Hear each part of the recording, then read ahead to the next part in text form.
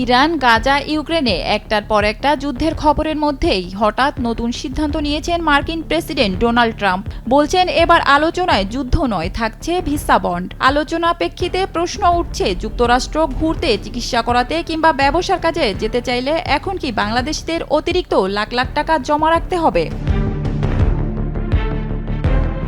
গত বছরের পরীক্ষামূলক কার্যক্রমের পর ২০২৬ সালের ৩ আগস্ট থেকে যুক্তরাষ্ট্র স্থায়ীভাবে চালু করছে ভিসা বন্ড প্রোগ্রাম। এটি শুধুমাত্র B1 অর্থাৎ ব্যবসায়িক ভিসা এবং B2 অর্থাৎ পর্যটন ও চিকিৎসা ভিসার ক্ষেত্রে প্রযোজ্য। তবে সবচেয়ে গুরুত্বপূর্ণ বিষয় হলো এই নিয়ম সবার জন্য বাধ্যতামূলক নয়।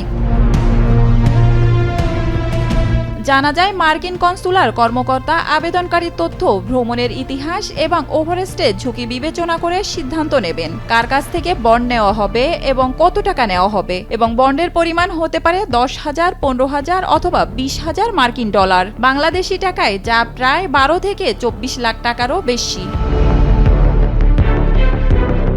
এত বড় অঙ্কের টাকা দেবার পর অনেকেই ভাবতে পারেন এই টাকা কি হারিয়ে যাবে? সহজ করে বললে না, টাকা হারিয়ে যাবে না। যদি নির্ধারিত সময়ের মধ্যে দেশে ফিরে আসা হয় অথবা নিয়ম মেনে ভিসার মেয়াদ বাড়ান কিংবা স্ট্যাটাস পরিবর্তন করা হয়, তাহলে পুরো বন্ড ফেরত পাওয়ার কথাও উল্লেখ করা হয়েছে।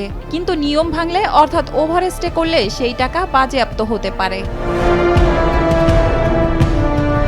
খবরটি প্রকাশের পর এখন প্রশ্ন, বাংলাদেশ কেন এই তালিকায়? যুক্তরাষ্ট্রের হোমল্যান্ড সিকিউরিটি বিভাগের তথ্য বলছে ২০২৪ অর্থ বছরে বাংলাদেশ থেকে B1 ও B2 ভিসায় যাওয়া প্রায় ৩৮,৫৯০ জনের মধ্যে ২,২১৩ জন সময় মতো দেশ ছাড়েননি, অর্থাৎ ওভারস্টের হার ছিল ৫.৭৩%। এ কারণেই বাংলাদেশকে এই কর্মসূচির আওতায় রাখা হয়েছে বলে ধারণা করা হচ্ছে।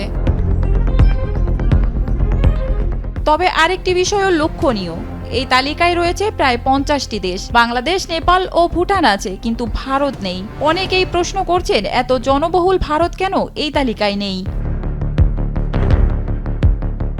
যুক্তরাষ্ট্র এ বিষয়ে আলাদা কোনো ব্যাখ্যা দেয়নি। তবে তাদের সরকারি বক্তব্য হলো, এই কর্মসূচির মূল উদ্দেশ্য ভিসার অপব্যবহার এবং ওভারস্টে কমানো। বিশ্লেষকদের কেউ কেউ অবশ্য মনে করছেন এটি শুধু অভিবাসন নিয়ন্ত্রণ নয়, বরং ভবিষ্যতে আরও কঠোর সীমান্ত ও ভিসা নীতিরও ইঙ্গিত।